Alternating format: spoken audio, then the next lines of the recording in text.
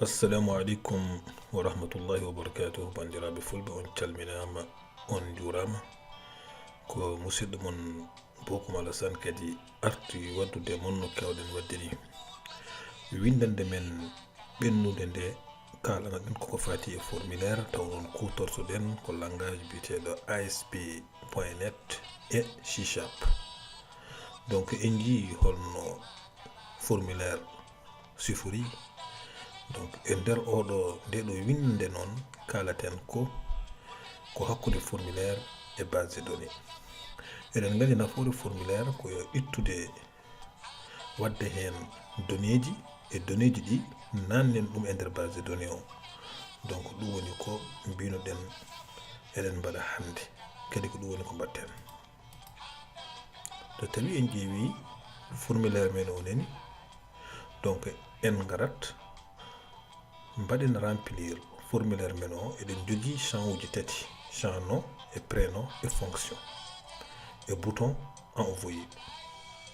Neɗɗo o so ari ko waɗata o winda ɗo inde makko, o winda yettode makko, o winda inde makko, o winda liggey makko. So tawi o ñoƴƴi e bouton o, ko windi ko inde makko nde, yettode makko nde e liggey makko o stocke ɗum, waɗata stocké e nder base de données. E nder base de données noon wonata koye table goto, table. Eɗen gandi base de données ene heewi table uji. Table fof waɗi ko enregistrement ji. Donc so tawi o ñoƴƴi bouton o, firti ko o waɗi enregistré e table, walla omo wawi wadde enregistré kadi e table uji kewɗi. Mais eɗen mbiten tan ko so tawi o ñoƴƴi bouton oɗo, c'est à dire données ji ɗiɗo, nom et prénom et fonction, watte enregistré koye table goto.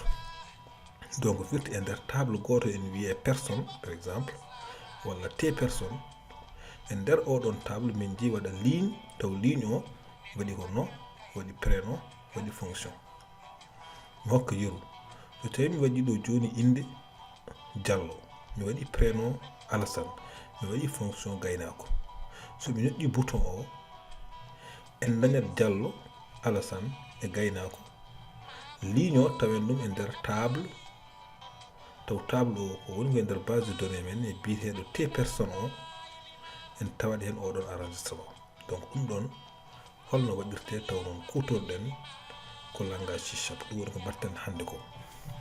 ɗum noon en gudditat Visual Studio. Donc eɗen mbawi firmude, eɗen mbawi addude Visual Studio men. ɗum ɗo joni ko Visual Studio. Visual Studio men neni holto jareten ɗen.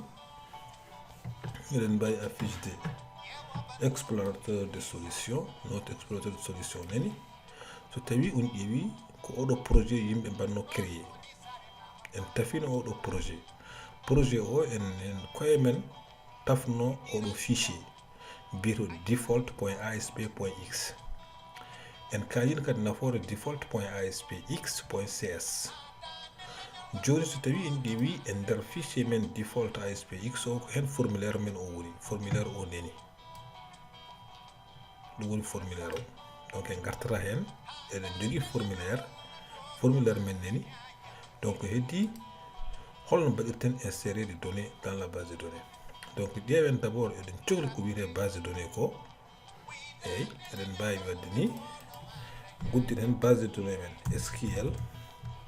Base de données min mo joguimi e nder ordinateur mo mbanmi installé o, on wiyete ko SQL Server 2014. Donc clique on SQL Server 2014 management. Donc so tawi en clique hen, firti gonɗen koye udditde base de données men o. Ok, donc base de données men o woni koye udditade. Voilà. Donc ɗo joni mbaɗen connecté. on dit en connecté e base de données men. Base de données men o ɗum woni SQL Server. Donc ça c'est database. SQL Server ko nder SQL Server waɗata base de données. Donc so tawi on clique e base de données, dossier biyeteɗo base de données o, ɗon jiyen base de données joguiɗen ɗi fof. On jii eɗen jogui ɗo base de données ji kewɗi. donc enen mbaɗen base de données men testé o créen ɗo base de données holno base de données waɗirte créé on garat e dossier base de données o ɗon mbaɗon clic droit mbaɗon new database firti new database firti ka jiɗɗo créé base de données kesso dokka noon base de données mo jiɗɗa o inde mbiyen ɗum Tito eɗen mbawi wiide ɗum Tito avec S mbiyen ɗum DB3 walla DB2 donc base de données wiyete ko Tito DB2 après mbaɗon ok on jii nene o créeni men Tito DB2 donc mbaɗen édité cliquen e flash o pour ƴewde holko woni e base de données men o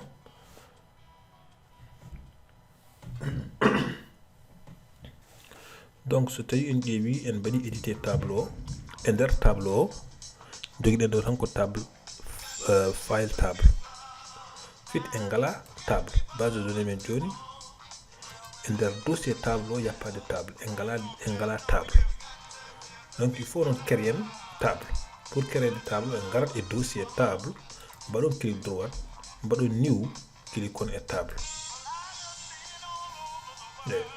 donc là o wi en bindu colonne table c'est à dire table waɗi ko colonne aji e ligne uji donc colonne mo cukaɗono enen ko non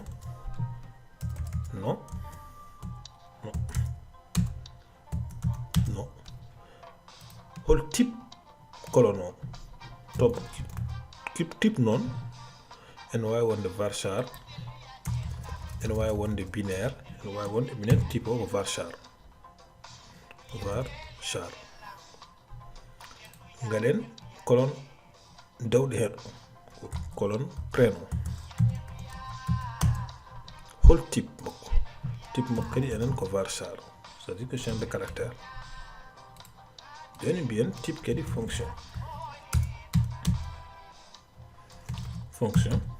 hol type mum kadi enen pour men ko varchar gande noon ene wawi wonde varchar ne wawi wonde int so tawino joni ko id table wonata ko int so tawino ko to répondre he oui ou non wonade type bit soit 0 ou 1 donc so tawi noon ko waɗi virgule so tawi ko prix walla goɗɗum ene wawi wonde boule ene wawi wonde réel wawi wonde flotte donc enen noon hande ɓaɗo ɗo kutorɗen tan ko des chaînes de caractère donc mbiyen ko varchar ene wawi wonde variable wawi wonde varchar donc so tawi en gasni ɗo holko mbatton mbaɗon clic on e enregistré so tawi on mbaɗi enregistré o yeeyi on kal inde table o enen mbiyen table men o wiyete ko T personne mbaɗen ok so tawi en mbaɗi refresh guelɗo boutonguel pour rafraîchir so en jiiɗo joni en dañi dbo T personne so en mbaɗi ɗum édité select min ji haydara ala hen ala e tableau men woni hen tan kadi colonne nom prénom fonction donc en gasni en créé base de données men en créé hen table e table on waɗi colonne aji tati comme formulaire o men o kadi waɗi ko colonne aji tati joni garten e ɗum ɗo men e Visual Studio so tawi ngari Visual Studio joni jehen to default ASP.x.cs so tawi en cliquer e bouton o ko oɗo fonction waɗata exécuté bouton 1 click donc ɗo woni ko batten code men mbaɗo insert into o mbaɗo inséré de données ji ɗi e base de données o ko ɗo batten ɗum eyyi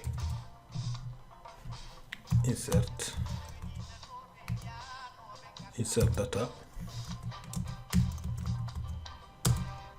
in database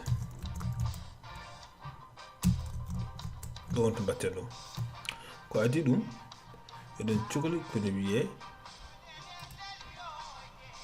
eɗen cohli wadde wadde importer, c'est-à-dire inclure woni certaines oɗon mbawi ɗum librairie ji walla des librairies, c'est-à-dire on va faire des requiers des classes. Donc on gandi eɗen pour hutorade ko wiyete SQL connection, SQL command, SQL reader walla SQL goɗɗum. SQL ɗo noon hutorɗen donc SQL command et SQL connection. Ɗiɗo noon ce sont des classes.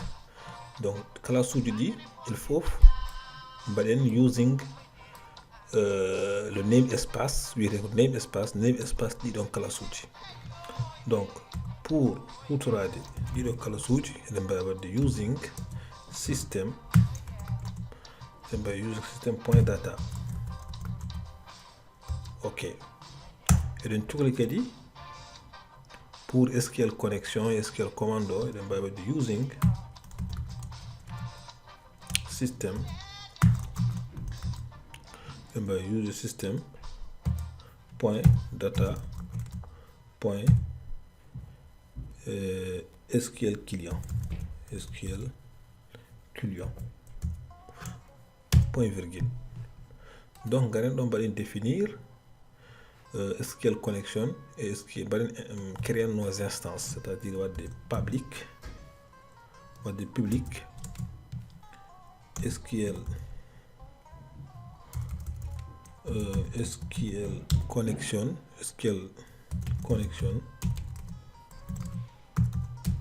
mbaɗen SQL connection con égale à new SQL connection. On va faire des copier-coller, tac, et puis mbaɗen point virgule. Donc eɗen mbawi wadde même chose pour SQL command et SQL reader. On couto SQL adapter, on kutorta ko ɗum pour insertion de données, mais eɗen mbawi wadde ɗo pour tutoji men garuji. Donc ɗo angadini en jogui instance pour SQL connection eɗen jogui instance pour SQL command. Joni holko heddi? Ma jafoɗo noon comme maɓɓaɗo seeɗa. Donc holko heddi ko testen beele connection ene woni ouvert. Bien if con point state jafoɗon con point state égal connection égal à connection state point closed. Cela veut dire est-ce que ma connexion est fermée? Si ma connexion est fermée, si ma connexion est fermée, pour outil de connexion, con point open. Voilà. Ok, con open. Avant d'où, je vais créer ma connexion. Donc, je vais con point connection string égale hulum. Donc, bâton votre chaîne de connexion. Chaîne de connexion ko hulum. Chaîne de connexion ko ni. Garen joni e web config men parce que enen bon mi enregistre, mi save. Garen e web config de notre application. Est-ce qu'il y a une connexion string? Engala connexion string ko c'est du HTML mais on a ko hakunde configuration et hakunde les deux balises configuration. Donc là je vais préparer goto mo holla mon en gadda dum do balen do. Donc dum do woni connexion string. Dum ay my connexion string so inde connexion string mono. Donc bien connexion string égale à initial catalogue ɗo ko hollum mbatta ko base de données ma o enen ko db2 tito db2 et data source ɗum ko hollum inde serveur o. So tawi a ƴeewi SQL serveur inde mum ko bokum après underscore non barre oblique et wonde Alassane. Donc ko ɗum woni inde serveur o. donc ɗum watte au niveau de data source. Integrated security égale à true. Cela veut dire quoi? Fait ko enen c'est connecté à base de données maintenant en kutorta ko login ni password. Donc integrated security wonata ko true. So tawi oɗon kutortono login et password mbatten ɗo ko false, après ɓeydon hen login o e ɓeydon hen password o, mais enen en kutorta ko ɗum. Ok, et oɗo exemple. Donc so tawi mbi wi ɗo en gayni ɗum woni connexion string men, donc enen eɗen cohla ɗum ɗo connexion string o. mi ara joni mi waɗa ni mi copie ɗum ɗo garten e fichier men asp x.cs. donc mbiɗen point connexion string dokken ɗum notre chaîne. donc ɗo ɓaade enen waɗi barre oblique asp jaɓani holno batta en ɓeydat hen oblique goto pour hoɗum pour ignorde slash goɗɗo o. Hey, pour ignorde goɗɗo o. Cela veut dire ɗo le système va considérer juste joguiɗen ko barre oblique goto. Ok, ɗum ɗo joni ko astuce so wona hen kadi ganda ɗum. Donc mbaɗa enregistré. donc là eɗen jogui connexion men, eɗen jogui en guddiri connexion men avec connexion open. ɗo holno mbatten ɗo raftere hen gadden notre objet commande, cela veut dire l'instance commande. Lui il va recevoir connexion.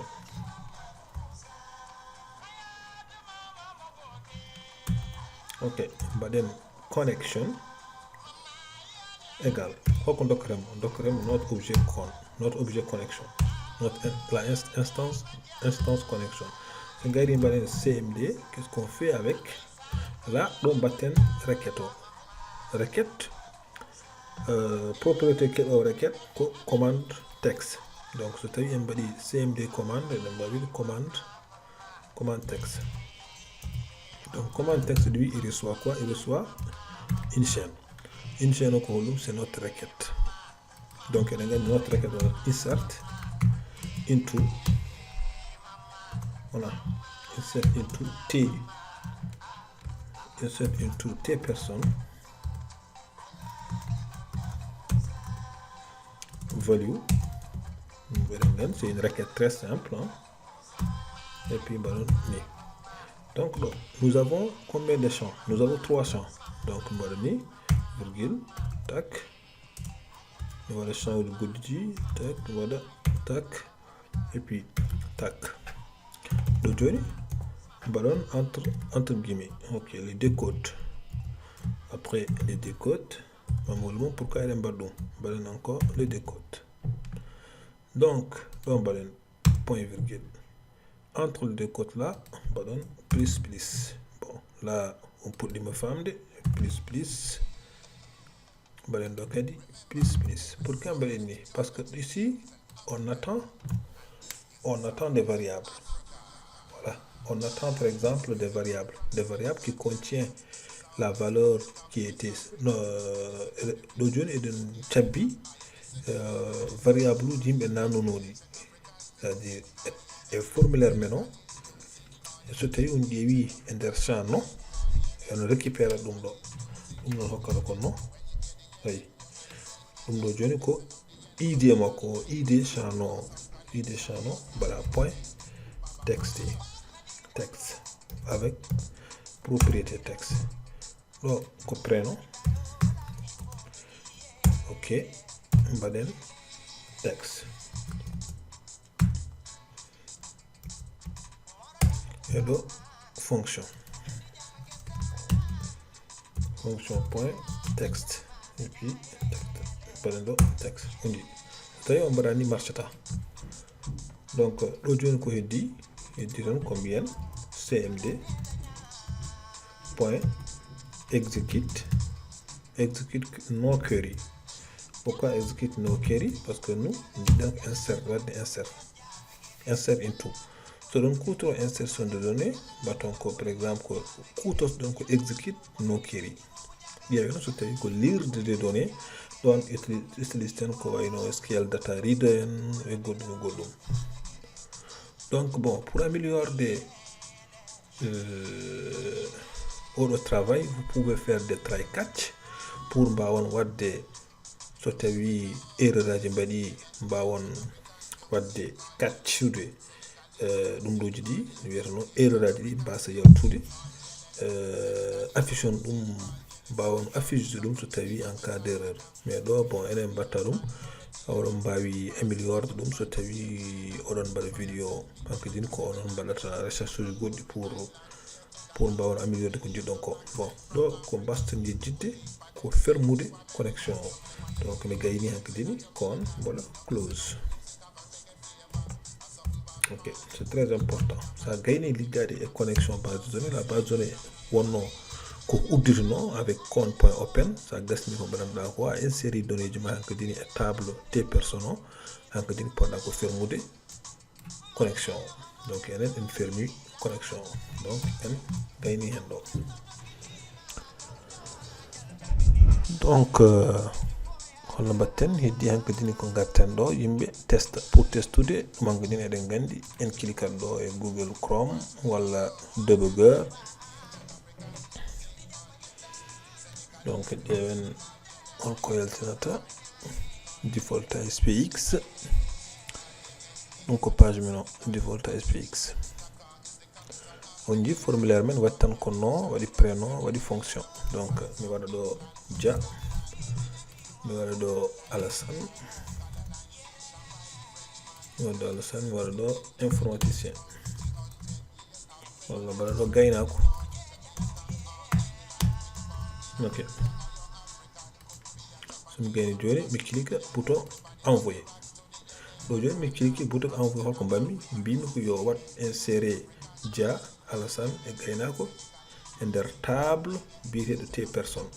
Donc jehen base de données men o toon ƴewaɗen est ce que ko mbaɗɗen ko fewi walla fewani. Mbaɗen rafraîchir base de données men et puis garen ɗo mbiyen affiché on ji o affichini men ɗo Dia, Alassane, gaynako. ɗum noon ko ɗum ɗo woni ko jinɗen wadde ko ene weeɓi ha maayi. So tawi oɗon jogui namde walla wonko humpi mon hen oɗon mbawi jokkodirde am e site men biyeteɗo kodilsoft.com walla e Facebook walla e YouTube. ɗum noon bandiraɓe on calminama on jurama